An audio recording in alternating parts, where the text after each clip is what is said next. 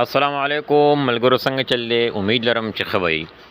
ملګرو، نننۍ ویډیو چې کوم دا زمونږه په دې ټاپک ده چې ډیره یعنی آسان کار دی، خو ډېر ملګرو ته پته نشته. نو هغه په دې ټاپک ده چې تاسو په واتساپ کې خپل لوکیشن چاته څنګه سینډ کوئ. ټیک ده، مطلب ډېر ملګري په دې باندې نه پوهېږي چې یاره مطلب موږ نه څوک لوکیشن غواړي او هغه موږ چې کوم دی ورته په واتساپ باندې سینډ کوو، نو هغه به څنګه سینډ کوو. نو دې چې کوم دی ډېره اسانه طریقه ده. یو خو وي چې مطلب ته میپ ته لاړ شې او میپ کې خپل چې کوم لوکیشن دی هغه سرچ کړي او هغه چې کوم دی هغه هلته نه شیر کړي. خو هغه طریقه چې کوم دی مطلب دا ده چې اسانه ده خو ګرانه ده. ټیک ده، یعنی هغه خلکو لپاره چې کوم بې پوهه دي.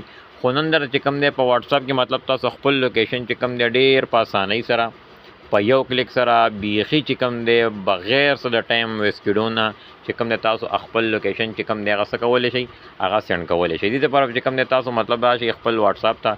ټیک ده، کله تاسو خپل واتساپ اوپن کړئ نو تاسو چې کوم دی لوکیشن چاته سینډ کول غواړئ هغه به چې کوم دی هغه واتساپ به راولئ. ټیک ده، دلته کې چې کوم دی بل چاته لوکیشن سینډ کول نه غواړم، صرف تاسو دغه طریقه ښودل غواړم چې مطلب یعنی زه تاسو به لوکیشن څنګه سینډ کوئ. نو ما پکې چې کوم دی خپل واتساپ راوستو. ټیک ده، یعنی مطلب دا دی چې زما چې کوم بل واتساپ دغه دی هغه ما راوستو. به چې کوم د دې کې تاسو یعنی چې کوم دا میسج ټایپ ځای دی دې کې به چې کوم تاسو ته دا ښکاري، تاسو به چې کوم دی یعنی دا چې کوم نشان دی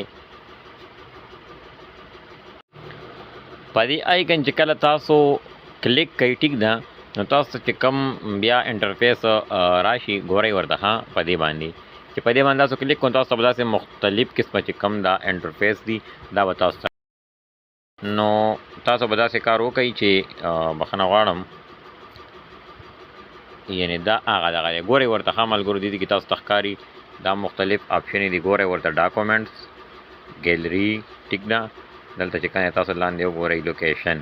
ټیک ده، نو دلته چې کوم دی تاسو به په دې لوکیشن باندې یعنی دا لوکیشن چې کوم درته ښکاري په دې باندې به تاسو کلیک کوئ. ګورئ ورته چې کله په دې باندې تاسو کلیک کوئ نو تاسو چې کوم دغه لوکیشن وي یعنی ګوره دلته لیکلي دي که نه، تاسو ته دا لیکلي دي، تاسو ورته ګورئ ښه په طریقې سره.